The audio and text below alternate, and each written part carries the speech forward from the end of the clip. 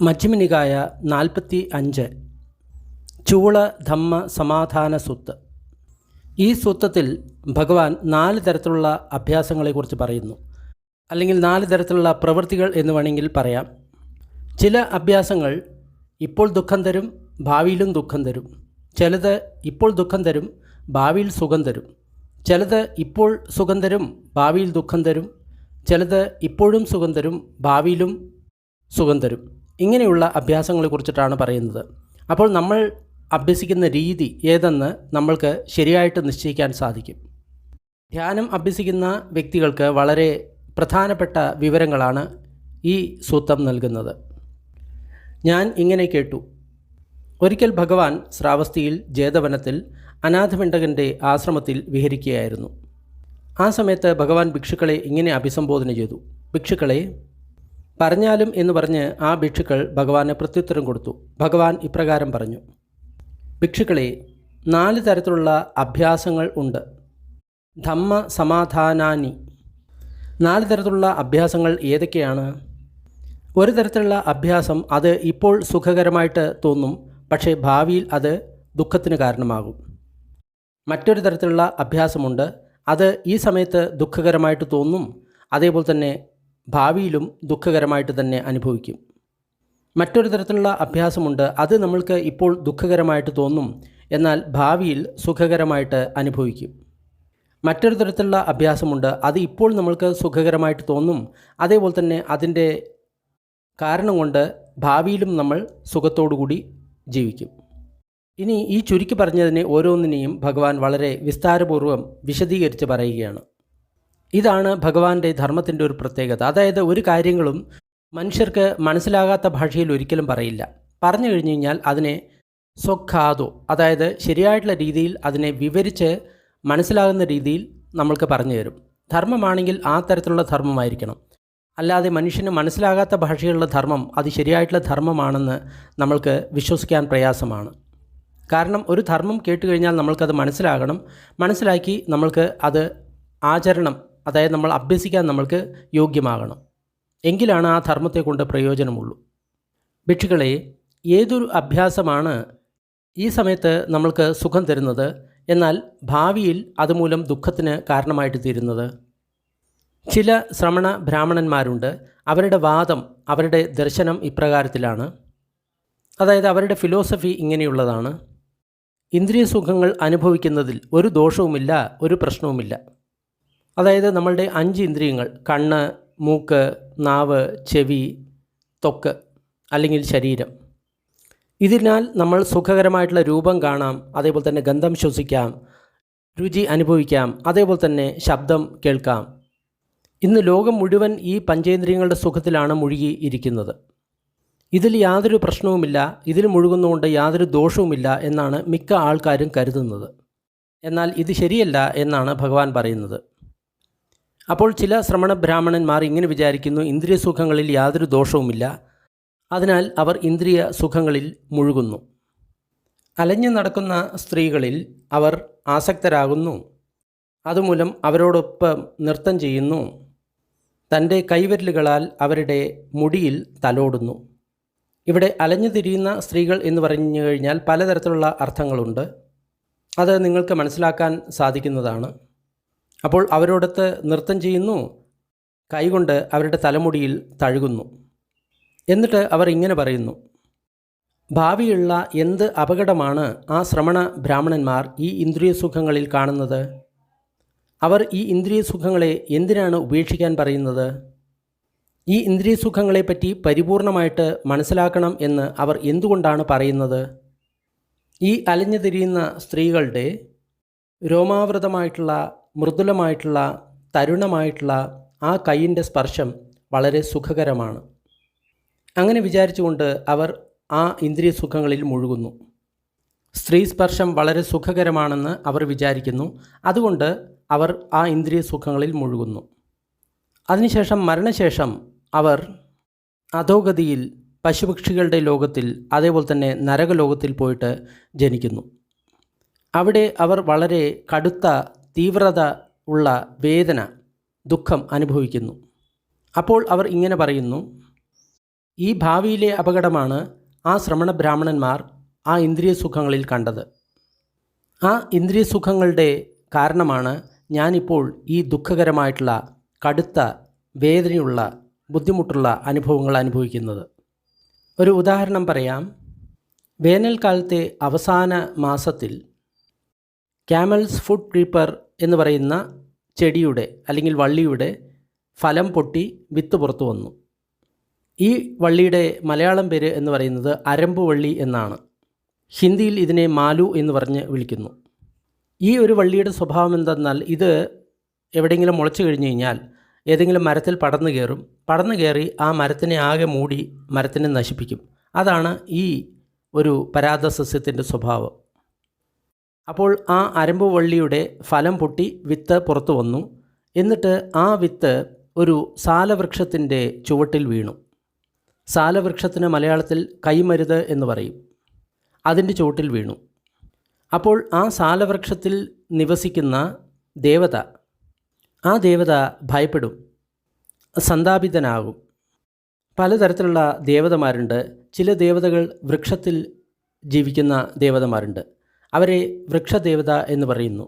അതേപോലെ തന്നെ ജലത്തിൽ ജീവിക്കുന്ന ദേവതകളുണ്ട്, ആകാശത്തിൽ ജീവിക്കുന്ന ദേവതകളുണ്ട്, ഭൂമിയിൽ ജീവിക്കുന്ന ദേവതകളുണ്ട്, വനത്തിൽ ജീവിക്കുന്ന ദേവതകളുണ്ട്. അങ്ങനെ പലതരം ദേവതകൾ പല സ്ഥലങ്ങളായിട്ട് വസിക്കുന്നുണ്ട്. പക്ഷേ നമ്മൾക്ക് അവരെ കണ്ണുകൊണ്ട് കാണാൻ സാധിക്കില്ല. അപ്പോൾ ആ സാലവൃക്ഷത്തിൽ അല്ലെങ്കിൽ കൈമരുതിൽ താമസിക്കുന്ന ദേവത ഭയവിഹുല്ലനാവും.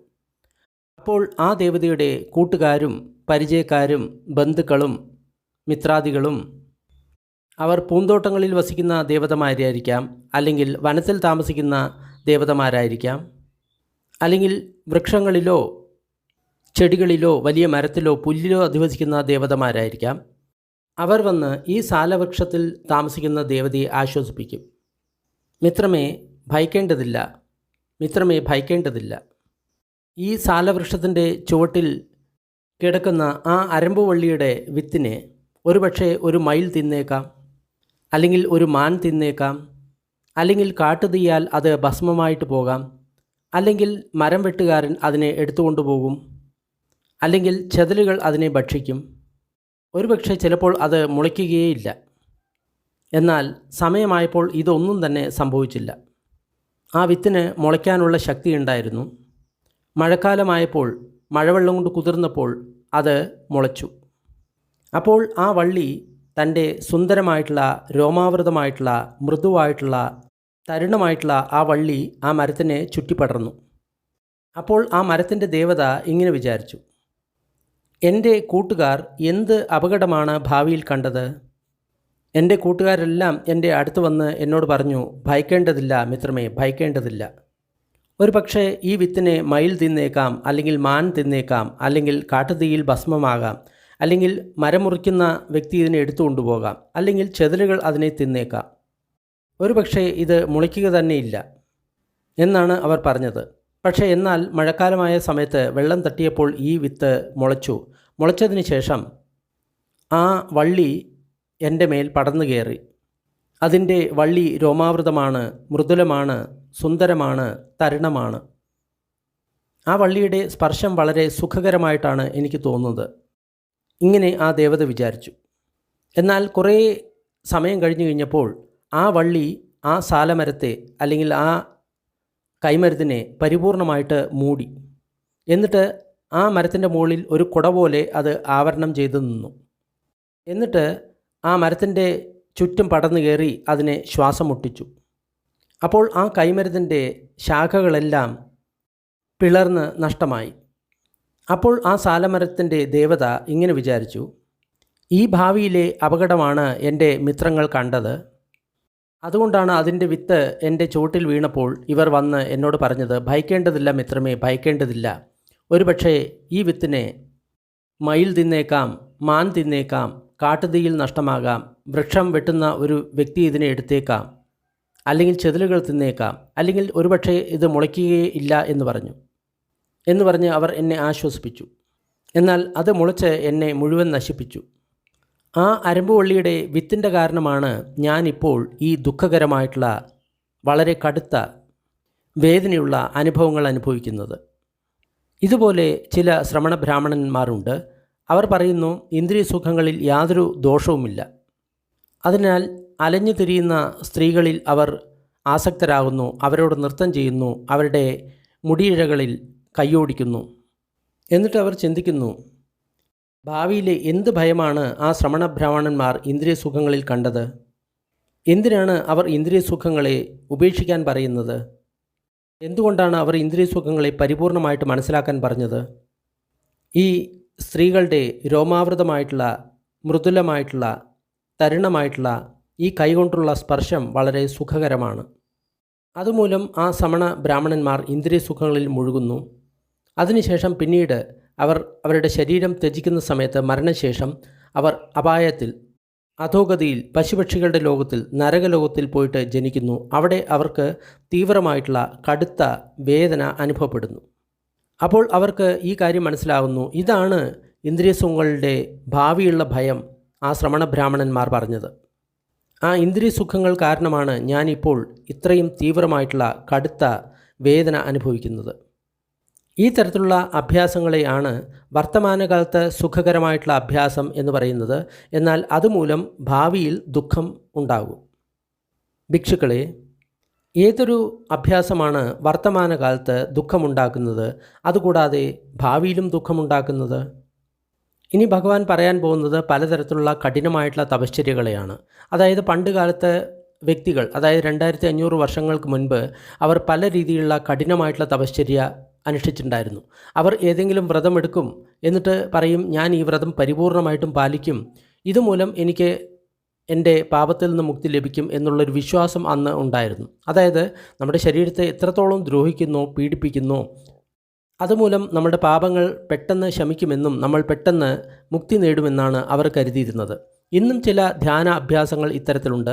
അതിൽ നമ്മുടെ ശരീരത്തിൽ ഒരുപാട് ദുഃഖകരമായിട്ടുള്ള വേദനയുണ്ടാകുന്നു. അപ്പോൾ അവർ പറയുന്നു, തീർച്ചയായിട്ടും ഈ ദുഃഖങ്ങൾ നിങ്ങൾ അനുഭവിക്കേണ്ടതാണ്. കാരണം നിങ്ങളുടെ പൂർവ്വകർമ്മ ഫലത്തിൽ നിന്നാണ് ഈ ദുഃഖ സംവേദനകൾ ഉണ്ടാകുന്നത്. തീർച്ചയായിട്ടും നിങ്ങളതിനെ അനുഭവിക്കണം, അപ്പോൾ നിങ്ങൾക്ക് മുക്തി കിട്ടും എന്ന് പറയുന്ന ആൾക്കാർ ഇന്നുമുണ്ട്. അതിനെ പറ്റിയിട്ടാണ് ഇവിടെ പറയാൻ പോകുന്നത്. അത്തരം കഠിന തപശ്ചര്യകളെ പറ്റിയാണ് ഇവിടെ പറയാൻ പോകുന്നത്. ഭിക്ഷുക്കളെ, ഒരു വ്യക്തി നഗ്നനായിട്ട് നടക്കുന്നു. സമൂഹത്തിൻ്റെ ആചാരങ്ങളൊന്നും അവർ പാലിക്കുന്നില്ല. അവർ അവരുടെ കൈകളെ നക്കി വെടുപ്പാക്കുന്നു. അവരെ വരാൻ പറഞ്ഞാലോ നിൽക്കാൻ പറഞ്ഞാലോ അവർ അനുസരിക്കുന്നില്ല. അവർക്ക് വേണ്ടി ആരെങ്കിലും ഭക്ഷണം കൊണ്ടുവന്നു കഴിഞ്ഞാൽ അത് അവർ സ്വീകരിക്കുന്നില്ല. അവർക്ക് വേണ്ടി ആരെങ്കിലും ഭക്ഷണം പാകം ചെയ്തു കഴിഞ്ഞാലും അവർ അത് സ്വീകരിക്കുന്നില്ല. അല്ലെങ്കിൽ ആരെങ്കിലും ഭക്ഷണത്തിന് അവരെ ക്ഷണിച്ചാൽ അവർ ആ ക്ഷണം സ്വീകരിക്കുന്നില്ല. അവർ ഒരു കുടത്തിൽ നിന്നോ ചട്ടിയിൽ നിന്നോ ഉള്ള ഭക്ഷണം സ്വീകരിക്കുന്നില്ല. അല്ലെങ്കിൽ ഏതെങ്കിലും വ്യക്തി തൻ്റെ പക്കൽ ഒരു ചെമ്മരിയാടിനെ വയ്ക്കുകയാണ്, അല്ലെങ്കിൽ ഒരു ആയുധം വയ്ക്കുകയാണ്, കൈക്കോട്ട് വയ്ക്കുകയാണ് അവരുടെ വീട്ടിൽ, അല്ലെങ്കിൽ ദമ്പതികൾ ഒരുമിച്ചിരുന്ന് ഭക്ഷണം കഴിക്കുകയാണ്, അല്ലെങ്കിൽ ഗർഭവതിയായിട്ടുള്ള ഒരു സ്ത്രീയുണ്ട്, മുലയൂട്ടുന്ന ഒരു സ്ത്രീയുണ്ട്, അല്ലെങ്കിൽ ആ സ്ത്രീയുടെ വീട്ടിൽ ഒരു വ്യക്തിയുണ്ട് എങ്കിൽ അവിടെ നിന്ന് ആ ഭിക്ഷുക്കൾ ഒന്നും തന്നെ കഴിക്കുന്നില്ല. അല്ലെങ്കിൽ എവിടെയെങ്കിലും ഒരു പട്ടി നിൽക്കുകയാണ്, അതേപോലെ തന്നെ അവിടെ ഈച്ചകൾ പറക്കുകയാണ് എങ്കിൽ അവിടെ നിന്നും അവർ ഒന്നും തന്നെ കഴിക്കുന്നില്ല. അവർ മീനോ മാംസമോ മദ്യമോ വൈനോ കുടിക്കുന്നില്ല. അവർ ബിയറും കുടിക്കുന്നില്ല. അവർ ഒരു വീട്ടിൽ മാത്രമേ ഭിക്ഷാടനത്തിന് പോകൂ, എന്നിട്ട് ഒരു കവിൾ ഭക്ഷണം മാത്രമേ കഴിക്കുകയുള്ളൂ. അല്ലെങ്കിൽ 2 വീട്ടിൽ ഭിക്ഷാടനത്തിന് പോകും, അല്ലെങ്കിൽ 2 കവിൾ ഭക്ഷണം മാത്രം കഴിക്കും. അല്ലെങ്കിൽ 7 വീട്ടിൽ ഭിക്ഷാടനത്തിന് പോകും, എന്നിട്ട് 7 കവിൾ ഭക്ഷണം മാത്രം കഴിക്കും. അവർ ഒരു സോസർ ഭക്ഷണം മാത്രമേ ഒരു ദിവസം കഴിക്കൂ. സോസർ എന്ന് പറയുന്ന സമയത്ത് ചെറിയൊരു കട്ടോരി അല്ലെങ്കിൽ ചെറിയൊരു പാത്രം, നമ്മൾ കറിയെല്ലാം എടുക്കുന്ന പാത്രം, അതിനെയാണ് സോസർ എന്ന് പറയുന്നത്. 2 സോസർ ഭക്ഷണം മാത്രമേ ഒരു ദിവസം കഴിക്കുന്നുള്ളൂ. 7 സോസർ ഭക്ഷണം മാത്രമേ ഒരു ദിവസം കഴിക്കുകയുള്ളൂ. അവർ ദിനത്തിൽ ഒരിക്കലായിരിക്കും ഭക്ഷണം കഴിക്കുക, അല്ലെങ്കിൽ 2 ദിവസത്തിൽ ഒരിക്കലായിരിക്കും ഭക്ഷണം കഴിക്കുക, അല്ലെങ്കിൽ 7 ദിവസത്തിൽ ഒരിക്കലായിരിക്കും ഭക്ഷണം കഴിക്കുക, അല്ലെങ്കിൽ 14 ദിവസത്തിൽ ഒരിക്കലായിരിക്കും ഭക്ഷണം കഴിക്കുക. അങ്ങനെ നിശ്ചിത ഇടവേളയിൽ ഭക്ഷണം കഴിക്കുന്ന ഒരു ശീലം അവർ അഭ്യസിക്കുന്നു. ഇന്നും പലരും ഇത്തരത്തിലുള്ള ഉപവാസത്തിൻ്റെ അഭ്യാസം ചെയ്യുന്നുണ്ട്. ചിലർ വർഷങ്ങളോളം ഉപവസിക്കുന്നു. എന്നിട്ട് അവർ വിചാരിക്കുന്നു ഇതുമൂലം എൻ്റെ പാപങ്ങൾ ഇല്ലാതായി ഞാൻ മുക്തി മോക്ഷം നേടും എന്ന് വിചാരിക്കുന്ന ആൾക്കാർ ഇന്നുമുണ്ട്. അവർ ചെടികളെ ഭക്ഷിക്കുന്നു, ചെറുധാന്യങ്ങൾ ഭക്ഷിക്കുന്നു, കാട്ടിലെ അരി ഭക്ഷിക്കുന്നു, മോശമായിട്ടുള്ള അരി ഭക്ഷിക്കുന്നു, വെള്ളത്തിലുള്ള ചെടികൾ ഭക്ഷിക്കുന്നു, അരിയുടെ തവിട് ഭക്ഷിക്കുന്നു, കഞ്ഞിവെള്ളം അവർ കുടിക്കുന്നു, എള്ളിൻ്റെ പൊടി അവർ ഭക്ഷിക്കുന്നു, അല്ലെങ്കിൽ പുല്ലുകൾ തിന്നുന്നു, അല്ലെങ്കിൽ ചാണകം തിന്നുന്നു. വനത്തിലുള്ള വൃക്ഷങ്ങളുടെ വേരുകൾ അവർ കഴിക്കുന്നു, അല്ലെങ്കിൽ വീണ് കിടക്കുന്ന പഴങ്ങൾ മാത്രം അവർ കഴിക്കുന്നു, അല്ലെങ്കിൽ വനത്തിലെ വൃക്ഷങ്ങളുടെ മാത്രം പഴങ്ങൾ അവർ കഴിക്കുന്നു. അവർ ചണച്ചാക്ക് കൊണ്ടുള്ള വസ്ത്രം ധരിക്കുന്നു, അല്ലെങ്കിൽ ചണത്തിൽ മറ്റെന്തെങ്കിലും കലർത്തി അവർ ആ വസ്ത്രം ധരിക്കുന്നു. മൃതശരീരത്തെ പൊതിഞ്ഞ വസ്ത്രം ധരിക്കുന്നു, ഉപേക്ഷിച്ച വസ്ത്രം ധരിക്കുന്നു, അല്ലെങ്കിൽ മരത്തിൻ്റെ തൊലി അവർ ധരിക്കുന്നു, അല്ലെങ്കിൽ മാനുകളുടെ തൊലി അവർ ധരിക്കുന്നു. കുശ പുല്ല് അതിൻ്റെ വസ്ത്രം ധരിക്കുന്നു, അല്ലെങ്കിൽ മരക്കഷ്ണം വസ്ത്രമായിട്ട് ധരിക്കുന്നു, അല്ലെങ്കിൽ മനുഷ്യന്മാരുടെ മുടിയോ, അല്ലെങ്കിൽ കുതിരയുടെ വാലിലെ മുടിയോ, അല്ലെങ്കിൽ ഒരു മൂങ്ങയുടെ ചിറകോ അവർ വസ്ത്രമായിട്ട് ധരിക്കുന്നു. അവർ അവരുടെ മുടിയും അതേപോലെ തന്നെ താടിയും പിഴുതു കളയുന്നു. എന്നിട്ട് ഈ അഭ്യാസം അവർ ചെയ്തുകൊണ്ടിരിക്കുന്നു. അവർ തുടർച്ചയായിട്ട് നിൽക്കുന്നു, അവർ ഇരിക്കാൻ സമ്മതിക്കുന്നില്ല. അവർ കുന്തിച്ചിരിക്കുന്ന അഭ്യാസം മാത്രം അവർ ചെയ്യുന്നു. കുന്തിച്ചിരിക്കുക എന്ന് പറയുമ്പോൾ മലവിസർജനത്തിന് ഇരിക്കുന്നത് പോലെ ഇരിക്കുന്നു, അതാണ് അതിൻ്റെ അർത്ഥം. അവർ മുള്ളുകളുള്ള ഒരു പായിലാണ് കിടക്കുന്നത്. അതുകൂടാതെ അവരുടെ ബെഡിലും മുഴുവൻ മുള്ളുകൾ അവർ നിരത്തി അതിൻ്റെ മുകളിൽ അവർ കിടക്കും. അവർ 3 നേരം ദിവസവും മുങ്ങിക്കുളിക്കുന്ന അഭ്യാസം ചെയ്യുന്നവരായിരിക്കും. അത് വൈകുന്നേരവും അങ്ങനെ അവർ ആവർത്തിക്കും. ചിലർ ദിവസവും 2-3 പ്രാവശ്യം കുളിച്ചു കഴിഞ്ഞാൽ ശുദ്ധിയാകും എന്ന് വിചാരിക്കുന്ന ആൾക്കാരുണ്ട്. ആ തരത്തിലുള്ള അഭ്യാസമാണ് ഇവിടെ പറയുന്നത്. അവർ തണുപ്പ് കാലത്തും ഇതേപോലെ തന്നെ 3 പ്രാവശ്യം തണുത്ത നദിയിൽ മുങ്ങിക്കുളിക്കും. ഇപ്രകാരം അത്തരം ആൾക്കാർ പലതരത്തിലുള്ള കായക്ലേശം, അതായത് ശരീരത്തെ ദ്രോഹിക്കുന്ന തരത്തിലുള്ള അഭ്യാസങ്ങൾ അവർ ചെയ്യും. അത്തരം കായക്ലേശമുള്ള അഭ്യാസങ്ങൾ ചെയ്യാൻ അവർ ദൃഢനിശ്ചയം എടുത്തിട്ടുള്ളവരാണ്. എന്നാൽ അവർ ശരീരം ത്യജിക്കുന്ന സമയത്ത് അല്ലെങ്കിൽ മരിച്ചതിന് ശേഷം അവർ അധോലോകത്തായിരിക്കും ജനിക്കുക. പശുപക്ഷികളുടെ ലോകത്ത്, അതേപോലെ തന്നെ നരകലോകത്തായിരിക്കും അവർ ജനിക്കുക. ഇതിനെയാണ് ഇപ്പോൾ വേദനയുള്ള അഭ്യാസം, അത് ഭാവിയിലും വേദനയ്ക്ക് കാരണമായിട്ട് തീരും എന്ന് പറയുന്നത്. ഭഗവാൻ എന്തുകൊണ്ടാണ് ഇത്തരം ആൾക്കാർക്ക് നരകത്തിലാണ് ജന്മം എന്ന് പറയുന്നത്? കാരണം അദ്ദേഹത്തിന് ഒരു കഴിവുണ്ട്. മറ്റുള്ളവരുടെ ജനനത്തെയും മരണത്തെയും മനസ്സിലാക്കാനുള്ള കഴിവുണ്ട്. അതായത് ഏത് കർമ്മം കൊണ്ട് അവർക്ക് എത്തരം ജന്മമായിരിക്കും കിട്ടുക എന്ന് ഭഗവാൻ സ്വന്തം ദിവ്യദൃഷ്ടി കൊണ്ട് കണ്ടിട്ടുണ്ട്. അദ്ദേഹത്തിന് മുക്തി ലഭിച്ച അതേ രാത്രിയിൽ അദ്ദേഹത്തിന് ഈ കഴിവ് ഉണ്ടായി. അതുകൊണ്ടാണ് അദ്ദേഹം പറയുന്നത് ഇത്തരം ആൾക്കാർ അവിടെയായിരിക്കും ജനിക്കുക എന്ന് അദ്ദേഹത്തിന് നല്ലപോലെ അറിയാവുന്നതുകൊണ്ടാണ് അദ്ദേഹം ഇങ്ങനെ പറയുന്നത്. ഭിക്ഷുക്കളെ, ഇപ്പോൾ ദുഃഖകരമായിട്ടുള്ള അഭ്യാസം അത് ഭാവിയിൽ സുഖത്തിന് കാരണമായിട്ട് തീരും. അങ്ങനെയുള്ള അഭ്യാസം എന്താണ്? അതായത് ഇപ്പോൾ നമ്മൾക്ക് അഭ്യസിക്കുന്ന സമയത്ത് നമ്മൾക്ക് ദുഃഖകരമായിട്ട് തോന്നും, പിന്നീട് അത് സുഖത്തിന് കാരണമായിട്ട് തീരും. ഗീതയിൽ പറയുന്നത് പോലെ തന്നെ യൽ തദഗ്രേ വിഷമിവ പരിണാമേ അമൃതോപമം. ഇപ്പോൾ വിഷം പോലെ തോന്നും, എന്നാൽ ഭാവിയിൽ അത് അമൃത് പോലെ തോന്നും. ഭിക്ഷുക്കളെ, ഒരു വ്യക്തിയുണ്ട്, ആ വ്യക്തിക്ക് തീവ്രമായിട്ടുള്ള രാഗമുണ്ട്, തീവ്രമായിട്ടുള്ള ദ്വേഷമുണ്ട്, തീവ്രമായിട്ടുള്ള മോഹമുണ്ട്. ഈ തീവ്രമായിട്ടുള്ള രാഗദ്വേഷ മോഹത്താൽ ആ വ്യക്തി ശരീരത്തിലും മനസ്സിലും ഒരുപാട് ദുഃഖം അനുഭവിക്കുന്നു. അതുകൂടാതെ മനസ്സിലും ആ വ്യക്തിക്ക് ഒരുപാട് ദുഃഖമുണ്ട്. ഇവിടെ രാഗം, ദ്വേഷം, മോഹം എന്ന് പറഞ്ഞു കഴിഞ്ഞാൽ എന്താണ്? അതായത് നമ്മൾക്ക് ഇഷ്ടമുള്ള എന്തെങ്കിലും ചിന്തകൾ, അതിനെയാണ് രാഗചിന്ത എന്ന് പറയുന്നത്. ഇഷ്ടമില്ലാത്ത ചിന്ത, അതിനെയാണ് ദ്വേഷം എന്ന് പറയുന്നത്. ഈ 2 ചിന്തകളും എൻ്റെയാണ് എന്നുള്ള ആ സങ്കല്പം, അതിനെയാണ് മോഹം എന്ന് പറയുന്നത്. നമ്മൾക്കറിയാം, നമ്മൾക്ക് എപ്പോഴെങ്കിലും രാഗം വന്നു, ദ്വേഷം വന്നു, മോഹം വന്നു എങ്കിൽ നമ്മൾക്ക് തീർച്ചയായിട്ടും നമ്മുടെ ശരീരത്തിൽ ദുഃഖമായിരിക്കും നമ്മൾ അനുഭവിക്കുക. അതുമൂലം മനസ്സിലും ഒരുപാട് ദുഃഖമുണ്ടാവും. അപ്പോൾ അവർക്ക് മനസ്സിലാവും, ഈ രാഗദ്വേഷ മോഹമാണ് ഞാൻ ഇത്രയധികം ദുഃഖിതനായിട്ട് തീരുന്നത്, എൻ്റെ മനസ്സിൻ്റെ സങ്കടങ്ങളുടെ കാരണം ഇതാണ് എന്ന് ആ വ്യക്തി മനസ്സിലാക്കി പിന്നീട് ആ വ്യക്തി ആധ്യാത്മിക ജീവിതം നയിക്കാൻ ആഗ്രഹിക്കും. അതിനെ പറ്റിയിട്ടാണ് ഇനി പറയുന്നത്. അവർ ആ ശരീരത്തിലെ ദുഃഖം അനുഭവിക്കുന്ന സമയത്ത്, മനസ്സിലെ ദുഃഖം അനുഭവിക്കുന്ന സമയത്ത് കരഞ്ഞുകൊണ്ട് അശ്രുപൂർണമായിട്ടുള്ള മുഖത്തോടുകൂടി അവർ പരിശുദ്ധമായിട്ടുള്ള ആധ്യാത്മിക ജീവിതം നയിക്കുന്നു. അതായത് അവർക്ക് ദുഃഖമുണ്ട്, ശരീരത്തിൽ ദുഃഖമുണ്ട്, മനസ്സിൽ ദുഃഖമുണ്ട്, എന്നാലും അവർ പരിശുദ്ധമായിട്ടുള്ള ആധ്യാത്മിക ജീവിതം അവർ നയിക്കുന്നു. അപ്പോഴും അവർ കരഞ്ഞുകൊണ്ട് തന്നെയാണ് നയിക്കുന്നത്. കാരണം ആ രാഗദ്വേഷങ്ങളിൽ നിന്ന് അവർ മുക്തരായിട്ടില്ല. അതുകൊണ്ട് വളരെ കരഞ്ഞുകൊണ്ട് തന്നെയാണ് അവർ ആ ആധ്യാത്മിക ജീവിതം നയിക്കുന്നത്. അതിൽ അവർക്ക് സുഖമൊന്നുമില്ല, വളരെ ബുദ്ധിമുട്ട് തന്നെയാണ് അവർക്ക്. കാരണം രാഗത്തെ നിയന്ത്രിക്കണം, ദ്വേഷത്തെ നിയന്ത്രിക്കണം, മോഹത്തെ നിയന്ത്രിക്കണം. അപ്പോൾ അത് ബുദ്ധിമുട്ടുള്ള കാര്യം തന്നെയാണ്.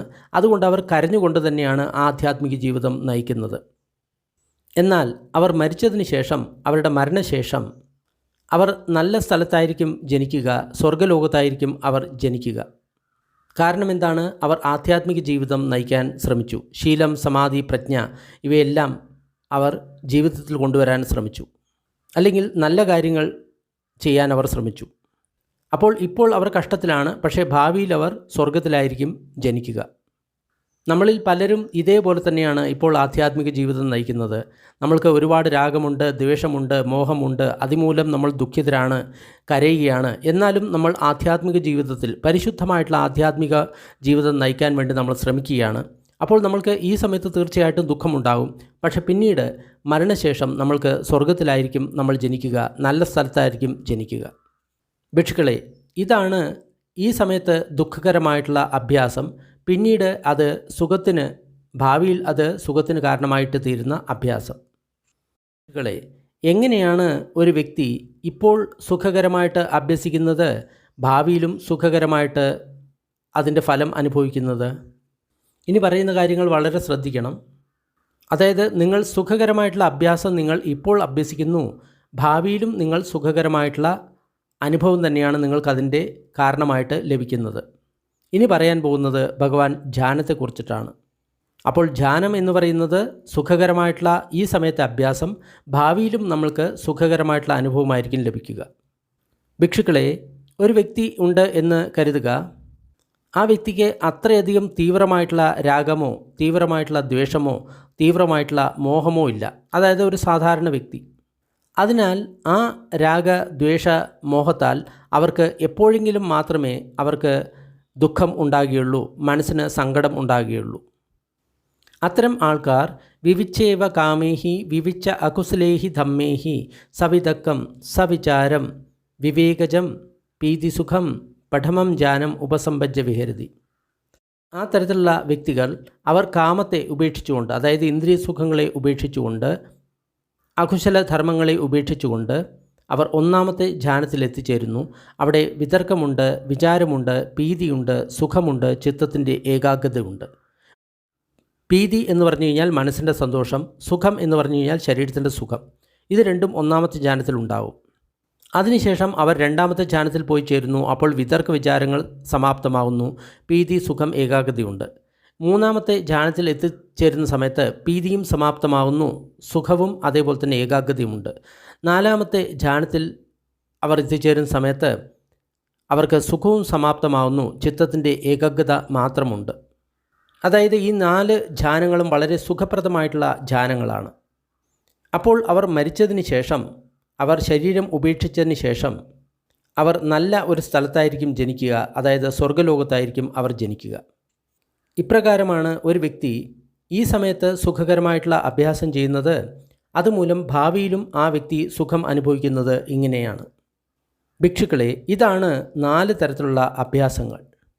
ഇവിടെ നമ്മൾ ഒരു കാര്യം പ്രത്യേകം മനസ്സിലാക്കണം. ഈ ധ്യാനങ്ങൾ എന്ന് പറയുന്നത് അത് നമ്മൾ അഭ്യസിക്കുന്നത് സ്വർഗ്ഗലോകത്തിൽ പോയിട്ട് ജനിക്കാൻ വേണ്ടിയിട്ടല്ല, മുക്തിക്ക് വേണ്ടിയിട്ടാണ് നമ്മൾ അഭ്യസിക്കുന്നത്, നിർവ്വാണത്തിന് വേണ്ടിയിട്ടാണ് അഭ്യസിക്കുന്നത്. ഒരുപാട് സൂത്രങ്ങളിൽ നിങ്ങൾ ഇതിനു മുമ്പ് കേട്ടിരിക്കും. ധ്യാനത്തിന് ശേഷം നിർവ്വാണം കിട്ടുന്ന ഒരുപാട് അനുഭവങ്ങൾ നിങ്ങൾ ഇതിനു മുൻപ് സൂത്രങ്ങളിൽ കേട്ടിരിക്കാം. അപ്പോൾ ധ്യാനം എന്ന് പറയുന്നത് തീർച്ചയായിട്ടും മുക്തിക്ക് വേണ്ടിയിട്ടാണ്. പക്ഷേ ഒരു വ്യക്തി അർഹന്തനായിട്ടില്ല എങ്കിൽ പിന്നീടും ആ വ്യക്തിക്ക് ജന്മമുണ്ടാകും. പക്ഷേ അതെല്ലാം നല്ല സ്ഥലത്തായിരിക്കും ജനിക്കുന്നത് എന്നാണ് ഇവിടെ പറയുന്നത്. അതിനാൽ ധ്യാനം എത്ര ഗുണപ്രദമാണ് എന്ന് ഇതിലൂടെ നിങ്ങൾക്ക് ഊഹിക്കാവുന്നതാണ്. പലതരത്തിലുള്ള ബുദ്ധിസ്റ്റ് മെഡിറ്റേഷൻ ഇന്നുണ്ട്. പലതിലും അതികഠിനമായിട്ടുള്ള ശാരീരിക മാനസിക വേദനകളായിരിക്കും നമ്മൾക്ക് അനുഭവപ്പെടുന്നത്. അതിൻ്റെ പ്രധാനപ്പെട്ട കാരണം നമ്മുടെ മനസ്സ് നമ്മൾ ഏകാഗ്രമാക്കി, അതായത് ഒരു സ്ഥലത്ത് 1 പോയിൻറ്റഡ് കോൺസെൻട്രേഷൻ ചെയ്യുന്ന സമയത്താണ് ഈ തരത്തിലുള്ള കഠിനമായിട്ടുള്ള വേദനകളും ഉപദ്രവങ്ങളും നമ്മുടെ ശരീരത്തിനും മനസ്സിനും ഉണ്ടാകുന്നത്. ചില വ്യക്തികൾ ചിലപ്പോൾ ഭ്രാന്ത് പിടിച്ചേക്കാം ഈ തരത്തിലുള്ള ധ്യാനങ്ങൾ കൊണ്ട്. കാരണം അത് തെറ്റായിട്ടുള്ള ധ്യാനമാണ്. കാരണം അവിടെ റിലാക്സേഷൻ ഇല്ല. അതുകൂടാതെ നമ്മൾ ശരിയായിട്ടുള്ള രീതിയിലല്ല അഭ്യസിക്കുന്നത്, തെറ്റായിട്ടുള്ള അഭ്യാസമാണത്. 1 പോയിൻറ്റഡ് കോൺസെൻട്രേഷനാണ്, ശരീരത്തെ റിലാക്സ് ചെയ്യുന്നില്ല. അതുകൂടാതെ വന്നിട്ടുള്ള കാര്യങ്ങളെ നമ്മൾ ഉപേക്ഷിക്കുന്നില്ല. അതിനാൽ നിങ്ങൾ ധ്യാനം അഭ്യസിക്കണം എന്ന് നിങ്ങൾ ആഗ്രഹിക്കുകയാണെങ്കിൽ തീർച്ചയായിട്ടും ധമ്മസുഖ ഏഷ്യ എന്ന വെബ്സൈറ്റ് നിങ്ങൾ സന്ദർശിക്കുക. അതിൽ ബന്ദേ വിമലാരംസി ധ്യാനങ്ങളെക്കുറിച്ച് പഠിപ്പിക്കുന്നുണ്ട്. അതേപോലെ തന്നെ മൈത്രി ധ്യാനവും വളരെ സുഖകരമായിട്ടുള്ള ധ്യാനമാണ്. അതിലൂടെയും നമ്മൾക്ക് നിർവ്വാണം കിട്ടുന്നതാണ്. അതും ഇതേ വെബ്സൈറ്റിൽ ബന്ദേ വിമലാരംസി പഠിപ്പിക്കുന്നുണ്ട്. അപ്പോൾ ഈ 4 തരത്തിലുള്ള കാര്യങ്ങളെപ്പറ്റി ഭഗവാൻ പറഞ്ഞു. ഇതാണ് ഭഗവാൻ പറഞ്ഞത്. അപ്പോൾ ആ ഭിക്ഷുക്കൾ ഭഗവാന്റെ ഉപദേശത്തെ അഭിനന്ദിച്ചു. ആ ഭിക്ഷുക്കൾ തൃപ്തരായി. ചൂള ധമ്മ സമാധാന സൂത്തം നിഠിതം. ധ്യാനത്തെ ഇഷ്ടമല്ലാത്തവർക്ക് നിങ്ങൾ തീർച്ചയായിട്ടും ഈ വീഡിയോ നിങ്ങൾ ഷെയർ ചെയ്യുക. കൂടുതൽ വീഡിയോ ഡിസ്ക്രിപ്ഷൻ ബോക്സിലുണ്ട്. അല്പസമയം നമ്മൾക്ക് പുണ്യവിതരണത്തിൻ്റെ അഭ്യാസം ചെയ്യാം.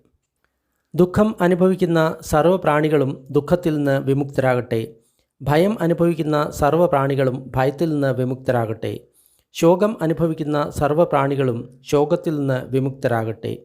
എല്ലാ പ്രാണികൾക്കും മുക്തി ലഭിക്കട്ടെ. നമ്മൾ നേടിയ ഈ പുണ്യത്തിൽ സർവ്വജീവികളും പങ്കാളികളാകട്ടെ.